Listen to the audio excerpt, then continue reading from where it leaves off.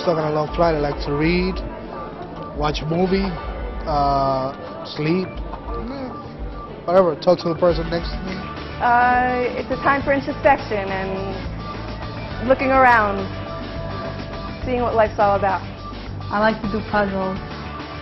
Read a magazine, listen to music, watch the movies available, yell at passengers in the way of the movies available. I'd like to try and sleep, but my legs are a little long, so you watch a movie, have some plain food, ignore the people next to you. When I get stuck on a flight somewhere, I just sit back, relax, and watch the movie. You know, every one of us has had the time. I mean, if you've traveled internationally, you get on a plane, it's 11 hours to New York. You take along some reading material. I mean, you know you're going to be stuck over there, so you take along reading material. And 1, 2, 3, you find out it wasn't the right reading material. You aren't going to do the work you planned to do. You don't want to read this stuff. It's boring. So you look for something to read. You ever notice on these planes, they have dozens of magazines, all sailing, or skiing. If you like to sail, you ski, you got a lot of magazines to read, but otherwise there's nothing to read. Finally you find an old-time magazine, you know, a Newsweek, Time, a news magazine that's more than a month old. It's like dead fish. Ordinarily you wouldn't even look twice at it. But on a plane, when you're stuck, it's like a gold mine. I got something to read. So you start reading. You start reading a fascinating, wow, am I fortunate, I got this book, fantastic. But you finish in a half an hour, you got another 10 hours to go, and then, well, what am I going to do? So you start reading the articles you never read. I mean, you read music, I don't, but if you read music, okay, it's good for you. But if I'm there, and I got music, that's when I read music. You read business, now you read business. You read obituaries, now you read the obituaries. You finish everything, you covered it from it. What do you do now? Letters to the editor. You read letters to the editor. You finish that, what do you do now?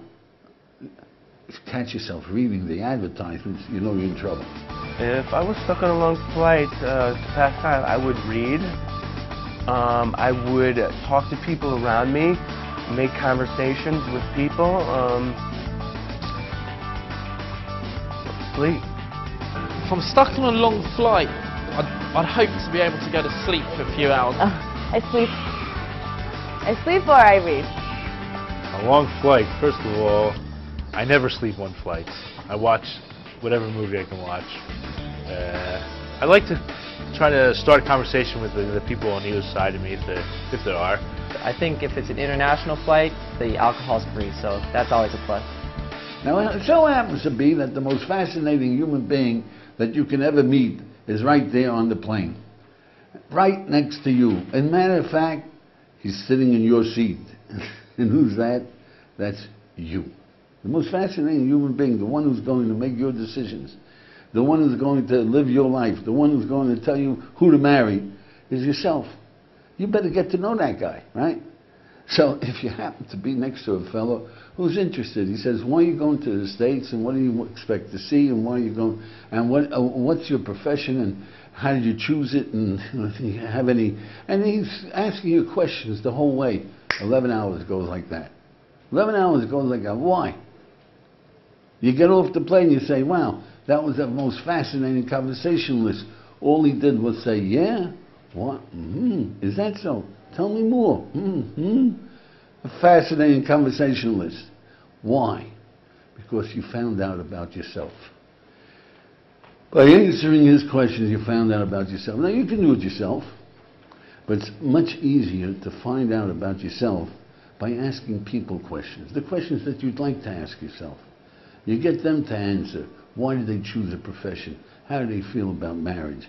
What do they think about dying? What do you think about life itself? Is it gorgeous? Is it not? It's so beautiful, and yet it's a hassle. Why is it a hassle? What's going on in this? Every human being is the most fascinating human being in the world for himself. He can teach you a lot about life. Talk to them. But don't waste your time asking them, where'd you get that tie? and who's your favorite baseball player, and ask about life. That's what you're really interested in. Go for it. Enjoy it. I'm very scared of planes. I'm terrified, and especially the plane I took on Sunday. For 8 hours, the wind was blowing, like it was shaking the plane. It was horrible. So I read Psalm 26 like 100 times. Actually, I prefer not to go on a long flight. That's why I try and avoid going places. And in fact, when my passport expires, I don't plan on renewing it simply for that fact.